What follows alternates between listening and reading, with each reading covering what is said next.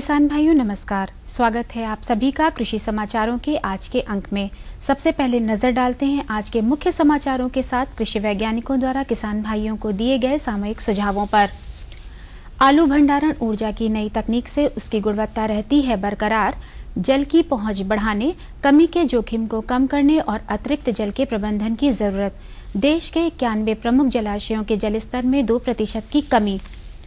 और इस वर्ष रबी की फसलों की बुआई 628 लाख हेक्टेयर क्षेत्र से भी ज्यादा। अब समाचार विस्तार से। आलू भंडारण की नई तकनीक से आलू की गुणवत्ता बरकरार रहती है और ना तो वह अंकुरित होता है और उसका स्वाद भी नहीं बदलता। मुंबई की यूपीएल लिमिटेड कंपनी के महाप्रबंधक के अनुसार आलू अनुसंधान संस्थान शिमला, पीएयू लुधियाना, एपिडा और नेशनल हार्टिकल्चर के सहयोग से वर्ष 1998 में आलू भंडारण की ऊर्जा की नई तकनीक शुरू की गई थी, जिससे उसकी गुणवत्ता बरकरार रहने के साथ ही उसके स्वाद में कोई बदलाव नहीं होता। पारंपरिक तरीके से भंडारित किए जाने वाले आलू की गुणवत्ता के साथ उसका स्वाद भी खराब हो जाता है। पुराने भंडारण के तरीके से केवल आलू का बीज ही सुरक्षित रहता है।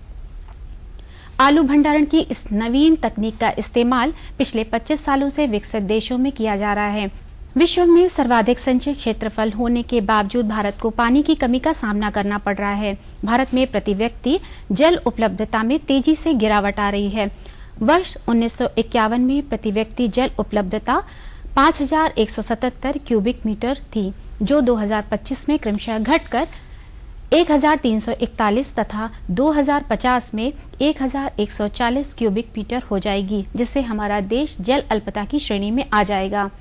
वर्तमान में भारत और अन्य देश जल प्रबंधन से संबंधित समस्याओं का सामना कर रहे हैं। इनमें भूमिगत जल संसाधन का अत्यधिक दोहन, उचित फसल चक्र की कमी, कमजोर जल उपयोग दक्षता, किसानों में जागरूकता की कमी, जल का अनुचित पुनर्चक्रण कर उसका पुनर्उपयोग व उद्योगों से जुड़ी समस्याएं शामिल हैं। 19 जनवरी 2017 को समाप्त सप्ताह के दौरान देश के 91 प्रमुख जलाशयों में 82.915 अरब घन मीटर जल का संग्रहण आंका गया। यह इन जलाशयों की कुल संग्रहण क्षमता का 53% है। यह पिछले वर्ष की इस अवधि के कुल संग्रहण का 126% तथा पिछले 10 वर्षों के औसत जल संग्रहण का 99% है। इन 91 जलाशयों की कुल संग्रहण क्षमता 157.799 अरब घन मीटर है, जो समग्र रूप से देश की अनुमानित कुल जल संग्रहण क्षमता 253.388 अरब घन मीटर का लगभग 62% है। इन 91 जलाशयों में से 37 जलाशय ऐसे हैं जो 60 मेगावाट से अधिक की स्थापित क्षमता के साथ पनबिजली संबंधी लाभ देते हैं। राज्यों से मिली सूचनाओं के अनुसार 20 जनवरी 2017 तक 628,34,000 हेक्टेयर क्षेत्र में रबी फसलों की बुआई की गई है, जबकि पिछले वर्ष 2016 में इस अवधि के दौरान यह 592,36,000 हेक्टेयर क्षेत्र में था। भारत में कृषि वैज्ञानिक पद्धतियों, मूल्यों, उर्वरकों और कीटनाशकों के इस्तेमाल की जानकारी तथा मौसम और कीटों से संबंधित संदेश संप्रेषित में आईसीटी एक कारगर और सशक्त माध्यम सिद्ध हुआ है। कृषि क्षेत्र में संचार प्रक्रिया के लिए एक समन्वित दृष्टिकोण विकसित करने हेतु कई नए उपाय शुरू किए गए हैं। इनमें कृषि वेब पोर्टल, मोबाइल ऐप्स और एक प्रतिबद्ध टीवी प्रसारण चैनल की शुरुआत शामिल है। कृषि वैज्ञानिकों के अनुसार जिन किसान भाइयों की गेहूं की फसल 40 से 45 दिन की हो गई है, वे यथाशीघ्र दूसरी सिंचाई कर दें। पौधों में जिंक की कमी के लक्षण दिखाई देने पर 5 किलोग्राम जिंक सल्फेट तथा 16 किलोग्राम यूरिया को 800 लीटर पानी में घोलकर प्रति हेक्टेयर की दर से छिड़काव करें। चने की फसल में फली छेदक कीट की निगरानी हेतु फेरोमोन प्रपंच प्रति एकड़ क्षेत्र में 3 से 4 लगाएं। जहां पौधों में 20 से 25% फूल खिल गए हों, अंग्रेजी के अक्षर टी के आकार के पक्षी बसेरा खेत के विभिन्न स्थानों पर लगाएं। टमाटर, मिर्च तथा बैंगन की ग्रीष्मकालीन फसल लेने हेतु पौधशाला में बीज की बुआई का कार्य समाप्त करें। प्याज की पूसा लाल गोल, कल्याणपुर लाल गोल, एग्री फाउंड, लाइट रेड एवं अन्य उपयुक्त किस्मों की पौध की रोपाई करें। आइए अब रुक करते हैं प्रदेश की प्रमुख मंडियों की ओर, जानते हैं कि अनाज व सब्जियों के औसत थोक बाजार भाव किस प्रकार रहे।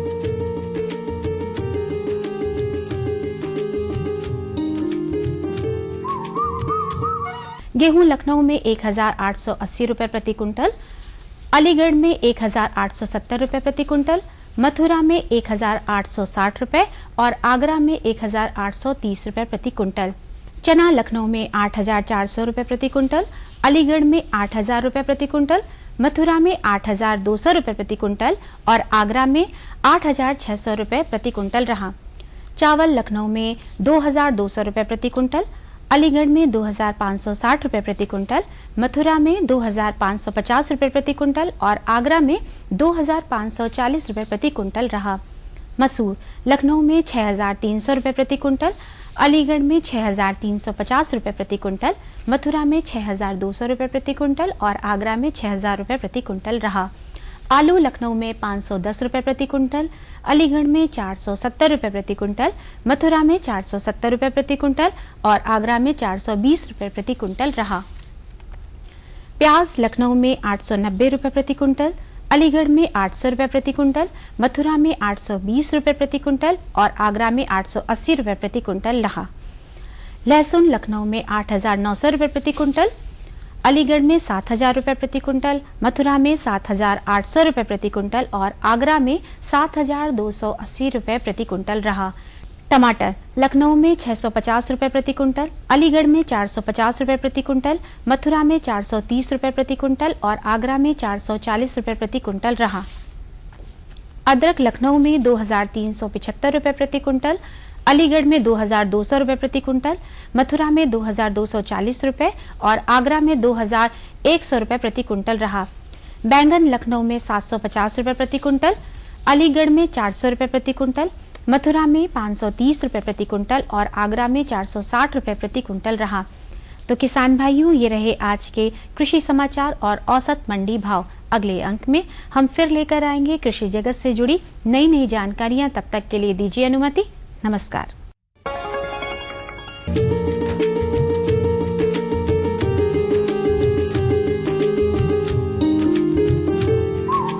किसान भाइयों नमस्कार।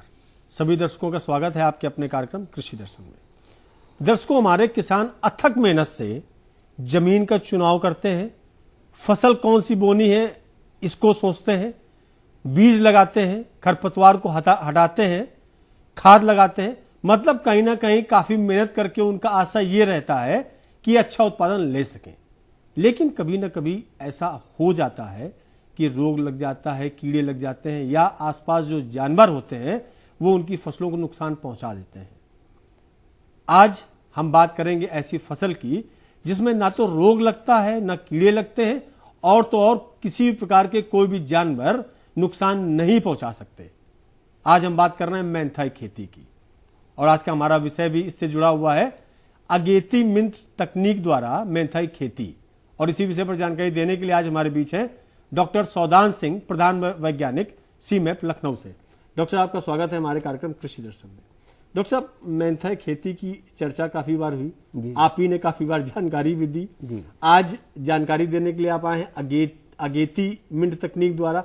तो दोनों में अंतर क्या है? एक मेंथा खेती साधारणतया और एक अगेती मेंथा की जी, तो दोनों में क्या अंतर है? देखिए, अगेती मिंट तकनीकी का जहां तक किसान भाइयों के लिए अभिप्राय है वो ये है कि मेंथा की जो फसल तैयार होने में बुवाई से लेके कटाई तक जो समय लगता है वो पहले जो खेती करते थे किसान भाई उसमें 100 से 120 दिन लगता था। अब जो नई तकनीक से अगर करेंगे एक कटाई किसान भाई 70 से 80 दिन में आराम से ले सकते हैं। तो इससे जल्दी फसल तैयार हो जाती है अगर इस तकनीकी का जो इस्तेमाल किसान भाई करें। इससे आगे बहुत सारे फायदे होते हैं किसानों को, जैसे 2 कटिंग ले सकते हैं, बरसात से होने वाले नुकसान से बच जाते हैं और प्रति इकाई जो उनका खेत होता है, प्रति इकाई समय होता है, उससे पैदावार ज़्यादा मिलती है, खर्चा कम हो जाता है और उनका जो तेल उत्पादन की जो कीमत है वो अपेक्षाकृत 150 से 200 रुपये प्रति किलो कम हो जाती है। तो इसमें खास बात क्या हो जो हमारे किसान भाई करना चाहते हैं, उसके लिए क्या विशेष ध्यान रखें? देखिए, किसान भाइयों ने ये खुद देखा है पहले से कि मेंथा की अगर बुवाई वो जनवरी में या दिसंबर में करते हैं तो उसमें कल्ला नहीं निकलता ठंडक की वजह से। अब हम लोगों ने इसकी जो दिसंबर या जनवरी में ही जो पौध बनाने की तकनीक विकसित की है वो सीधी, जैसे कई बार प्याज को कृत्रिम गर्मी देके पॉली हाउस में, पॉली टनल में या पॉलीथीन की सीट बिछाकर किसान भाई प्याज की जो बेड़न है या प्याज की पौधे तैयार करते हैं। उसी तरह से मेंथा की जो नर्सरी है समय से पहले उगाने की जरूरत पड़ती है बहुत सारे किसानों को, खास करके उनको जिनके खेत फरवरी में ही खाली हो जाते हैं। अब वो क्या है, सीधी उगाई करते हैं। सीधी उगाई से जो फसल आती है देर में आती है। तो एक तो इसमें पौध बनाने का ये तरीका है, अगर जल्दी पौध की जरूरत है किसान भाइयों को तो कृत्रिम गर्मी, पॉली हाउस, पॉली टनल या पॉलीथीन की सीट ऊपर से नर्सरी में डाल दें और उनकी जो पौध है जो आमतौर पर मार्च में तैयार हो पाती थी वो फरवरी के प्रथम सप्ताह में ही हो जाएगी। और पौध लगाने की तुलना में वो जो सीधी जड़ की उगाई करते थे, जो पौध वाली फसल है उससे उनको समय कम लगेगा, पैदावार ज़्यादा होगी, खर्च कम होगा और उनको दो कटाई लेने की समस्या जो संभावनाएं हैं बरसात से पहले वो बहुत ज़्यादा बढ़ जाएंगी। दूसरी कटाई से उनकी उपज ज़्यादा मिलेगी अपेक्षाकृत पहली कटाई के, जबकि पुराने विधि में दूसरी कटाई से उपज उनको कम मिलती है। इसके अलावा इसमें जो लगाने का तरीका था, पहले किसान भाई लगाते थे समतल में, अब हमने आलू की तरह मेड़ बना के मेड़ के दोनों तरफ पौधों को लगाना है। अगर किसान भाई सीधी उगाई भी करना चाहते हैं तो जड़ भी मेड़ के ऊपर बोएं। इससे क्या होता है कि मेड़ के आधे तक पानी देना पड़ता है। तो सिंचाई, जैसे पहले किसान भाई 1 एकड़ में 5 घंटा लगा रहा था तो ये 1 एकड़ की सिंचाई 3 घंटे में हो जाएगी। तो ऐसे 20 से 30% आराम से पानी की बचत हो जाती है। फिर इसी वजह से उसमें खरपतवार कम आते हैं, उसी वजह से उनकी जो फसल है जल्दी तैयार हो जाएगी अपेक्षा करें 30 से 40 दिन पहले। उससे उनकी जो दूसरी कटाई लेने की संभावना है वो भी और ज़्यादा बढ़ जाएगी। तो इस तरह से किसान भाइयों को एक काम करने से, यानी कि मेड़ बनाने से जो फिर फायदे हैं सभी मिल जाते हैं। इस मेड़ विधि का जो फायदा है वो बहुत बड़ा तब भी है कि कई बार बारिश जल्दी आ जाती है, खड़ी फसल में नुकसान हो जाता है ज़्यादा पानी से। वो जो नुकसान होता है मेड़ उससे भी सुरक्षा प्रदान कर देती है। इसके बाद इस तकनीकी की जो तीसरी बात है वो ये है कि कटाई जब तैयार हो रही हो फसल उससे 15 दिन पहले पानी बंद कर देना चाहिए। और जब ऊपर की पत्तियां छोटी पड़ रही हो, नीचे से 1-2 पत्ती पीली पड़ने लगे, उसी समय किसान भाइयों को पानी बंद कर दें और फसल को थोड़ी सी मुरझाई अवस्था में काटें। मुरझाई अवस्था में काटने से सबसे बड़ा फायदा तो ये हुआ कि उनका पानी बच गया जी। दूसरा क्या है, उनको फसल को छाया में सुखाने की जरूरत नहीं पड़ी। उसके अलावा ताजा फसल अगर टंकी में 5 कुंटल आती तो ये 7 कुंटल आएगी जी। तो इसके जो एक काम किया उसके आगे सब फायदे होते जाते हैं। मतलब कहीं ना कहीं एक काम पर अगर विशेष ध्यान है जी तो आगे के फायदे जो आपको मिलते चले जाते हैं। बस ये केवल आपको ध्यान रखना है कि समय पर क्या काम करें। और इससे तेल ज्यादा मिलता है, समय कम लगता है, सिंचाई कम लगती है, खरपतवार नहीं होते, मतलब फायदे तो काफी। ईंधन कम लगता है और सबसे बड़ा जो समय कम लगता है, 30 से 40 दिन पर जो पहले फसल तैयार हो जाती है वो तो पूरे ही खर्चे कम हो गए। बिल्कुल। इसके अलावा जो दूसरी कटाई बरसात में चली जाती थी, अगेती मिनट तकनीकी ने जब 30 से 40 दिन पहले फसल काटने का जो मौका दिया, वो दूसरी कटाई बरसात से पहले लेते हैं किसान। और दूसरी कटाई जब ले लेते हैं तो दूसरी कटाई में जो किसानों को फायदा पहली कटाई की तुलना में बहुत ज्यादा होता है, क्योंकि बाकी लगाने वगैरह के खर्चे जो है किसानों को नहीं करने पड़ते। लेकिन अब तक क्या था, जो समतल विधि में दूसरी कटाई में नुकसान हो जाता था किसानों को, क्योंकि फसल की बढ़वार अच्छी नहीं होती थी समतल में। और मेड़ों पर फसल की बढ़वार इतनी तेजी से होती है कि दूसरी कटाई में जहां किसान घास निकालते निकालते परेशान हो जाता था, वहां कभी कभी ऐसा देखा गया है कि घास बिल्कुल आती ही नहीं है, यानी कि फसल एक तरह से घास को दबा लेती है, निराई की जरूरत ही नहीं पड़ती है दूसरी कटाई में। तो इस तरह से किसानों को जो दूसरी कटाई में फायदा हुआ अपेक्षाकृत पुरानी विधि के वो 2 गुने तक हो गया। यानी कि वहां पर मान लीजिए 50 किलो तेल मिल रहा था तो यहाँ 100 किलो तेल मिल रहा है दूसरी कटाई में। तो इस फायदे को किसानों को समझने की जरूरत है। और अगेती मिनट तकनीकी का जो फायदा है फरवरी में लगाने वाले भी किसान ले सकते हैं जी। मार्च में लगाने वाले भी किसान ले सकते हैं, अप्रैल में लगाने वाले भी किसान ले सकते हैं। डॉक्टर साहब, आपने इतनी ज्यादा खासियतें बता दी हैं अगेती मिनट तकनीकी वाली जो आप बात कर रहे हैं जी, तो हमारे किसान जो दर्शक हमारे टीवी देख रहे होंगे इस समय वो ही सोच रहे होंगे केवल फायदे की बात कर रहे हैं जी। ये बात तो कर ही नहीं रहे कि अगर हम लगाना चाहते हैं आगे तो किस तरीके से शुरुआत कर ले। तो जो हमारे दर्शक देख रहे हैं वो उनका अगर मन बनता है कि आगे, और मन तो निश्चित तौर से बनना है क्योंकि उत्पादन इतना अच्छा होना है, लागत कम आनी है, खर्चे भी कम हो जाने, तो आगे जो लगाना चाहते हैं हमारे किसान वो किस तरीके से लगाएं, उसके लिए क्या विशेष ध्यान रखें, जमीन कैसी हो या बीज दर कैसी ले या कहां से इसका वो बीज प्राप्त करें, ये सब कुछ थोड़ा विस्तार से बताइए। देखिए, जो किसान भाई इस समय पौध डालना चाहते हैं खुली अवस्था में, तो उनका अंकुरण नहीं होगा, तो उनको 40 किलो प्रति एकड़ के हिसाब से जड़ लेना चाहिए। छोटे छोटे टुकड़ों में जैसे नर्सरी डालते हैं वैसे डाल देना चाहिए, और 1 एकड़ के लिए 40 से 50 वर्ग मीटर स्थान भी होना चाहिए। अब नर्सरी डालने के बाद उस पर थोड़ी सी मेड़ें ऊंची करके पॉलीथीन की सीट डाल दें या टनल टाइप बना दें, और इनके पास पॉली हाउस है तो बहुत अच्छा है। अगर ऐसा करते हैं तो उनको जनवरी के आखिर में या फरवरी के प्रथम सप्ताह में जड़ की जगह पौध मिल जाएगी। अगर पौध लगाएंगे और पौध लगाने के बाद फिर आएगा उनका लगाने का समय।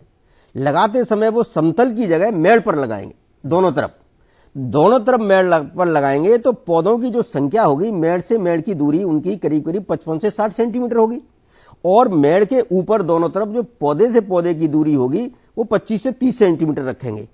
इस तरह से जब वो रखेंगे तो उनको ये लगाने का काम पूरी तरह से अच्छी तरह से हो गया। लेकिन जब पहली बार मेड़ पर वो लगाएंगे तो पहली बार पानी जो पौधा लगाया है उसकी जड़ तक हर हालत में जाना चाहिए। अगर कुछ किसान भाई सीधी बुआई करना चाहते हैं, जैसे जड़ से, जड़ भी मेड़ के एकदम बीच में बोए ऊपर, लेकिन पहली बार वहां तक पानी पहुंच जाना चाहिए। फिर जब अंकुरण हो जाए तो केवल आधी मेड़ तक सिंचाई करनी है, पूरी मेड़ तक सिंचाई कभी नहीं करनी। किसान भाई मेड़ के ऊपर लगाएं, चाहे वो जड़ लगाएं चाहे वो पौधा लगाएं, मेड़ के नीचे नहीं लगाना है, लेकिन पानी नीचे ही नीचे तक आधे तक रखना है, जिससे कि पानी मेड़ ऊपर से सोखते हुए पौधे तक पहुंचाएगी। इस तरह से क्या होता है, उचित वातावरण पौधे को मिलता है, यानी उचित हवा उचित पानी, पानी ज्यादा नहीं और हवा कम नहीं। बिल्कुल, पानी ज्यादा नहीं, हवा कम नहीं। आपने जो बातों में एक बात सामने आई, मुझे जो समझ में आया अपने किसानों के द्वारा कि पौधे से लगाइए या जड़ से लगाइए जी। तो अगर पौधे से लगा रहे हैं तो उसके लिए पौधा कहां से लाएंगे, अगर जड़ से लगा रहे हैं तो जड़ कहां से लाएंगे? देखिए, जो पौधा बनता है वो जड़ से बनता है, और समस्या केवल ये है कि ठंडियों में पौधा नहीं बनता, तो आप कृत्रिम गर्मी दे रहे हैं पॉलीथीन, पॉली टनल या पॉली हाउस से। लेकिन जो भाई जड़ लाएंगे, जड़ जो आजकल उन्नतशील जो प्रजातियां हैं, जातियां हैं, वो कोसी और क्रांति हैं। इनकी जड़ किसान भाई हमारे केंद्रीय औषधि एवं सघन पौधा संस्थान से ले सकते हैं, और इस बात के लिए हम लोग 31 जनवरी से जड़ देना शुरू करते हैं। 31 जनवरी के बाद ही इसका सही समय है, जो आमतौर पर किसान भाई पहले लगाते थे मार्च वाले। लेकिन जो अगेती मिंट तकनीकी है, जिससे दिसंबर से लगाना शुरू करना है, वो केवल उन किसान भाइयों के लिए जिनके खेत फरवरी या उससे पहले खाली हो जाते हैं। उनको कृत्रिम गर्मी देके अगर जड़ लेनी है तो हमारे संस्थान से इस तकनीकी के लिए अगर वो आग्रह करते हैं तो अभी भी जड़ उनको इन प्रजातियों की दी जा सकती है, या फिर जड़ कोई भी इस्तेमाल करें। अपने जो आसपास के किसानों के यहाँ जड़ है उसको ही इस विधि से उगाएंगे तो जड़ कोई भी हो, वैरायटी कोई भी हो, उसमें इस तकनीकी का फायदा होगा। मुख्य तकनीकी है जी। और इस तकनीकी का फायदा इस तरह से है, अगर हम हेक्टेयर में यानी 2.5 एकड़ में समझें तो पुरानी तकनीकी का पूरा जो खर्चा आता है 80 से 85 हजार रुपए प्रति हेक्टेयर आता है, और इस तकनीकी में 60 से 65 हजार रुपए खर्चा आता है। 20 से 25 हजार रुपए बच रहा है। और आपने ये पहले आप बता ही चुके हैं कि उत्पादन लगभग दुगना हो जाता है, और उत्पादन दुगना होता है दूसरी कटाई का। लेकिन कुल मिला के देखेंगे तो पहले से 2 कटाई लेते थे तो 175 से 200 किलो तेल मिलता है पहली विधि से, जहां 85 हजार लग रहा था। अब इस तरह से अगर किसान भाई करेंगे तो उत्पादन 200 से बढ़ के 250 और 350 किलो तक भी हो सकता है। तो एक तरफ खर्चा घटा, समय घटा और उत्पादन बढ़ा। तो पहले जो किसान भाई कर रहे थे उनके तेल की कीमत 400 से 450 रुपए प्रति किलो आती थी, अब ये 250 से 350 रुपए प्रति किलो पे आ जाती है। तो इस तरह से हम लोगों ने इस तकनीकी के द्वारा एक किसानों को मार्जिन दे दिया कि भाई इतना रुपए किलो तेल सस्ता हो जाएगा, तब भी आपको फायदा उतना ही होता रहेगा। मतलब कहीं ना कहीं अगर बाजार में इसकी कीमत कम भी हो जाए तो भी आपकी लागत बहुत कम हो गई, तो निश्चित तौर से उत्पादन आपका बढ़ेगा, तो आपको फायदा तो निश्चित तौर पर अधिक मिलना ही है। डॉक्टर साहब, आपने बहुत ही महत्वपूर्ण जानकारी दी, इसके लिए आपका बहुत बहुत धन्यवाद जी।